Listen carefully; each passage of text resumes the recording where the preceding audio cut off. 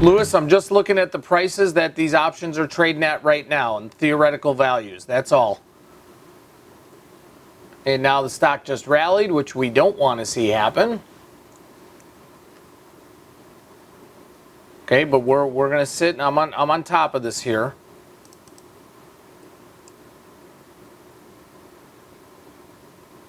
No, it is a link. It's all a link to Greeks, but it's also where the markets are trading right now. Okay, so the entire iron condor, is 65-cent bid offered at $1.20. We're looking at the put side only. So if we look at the put side only, midpoint on that market is right about 80 or 85 cents.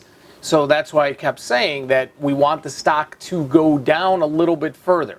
Because if the stock goes down a little bit further, okay, then our 190 puts expiring tomorrow aren't going to move. They're not going to come into play. But our 190 puts that we have for next week should increase in value a little bit.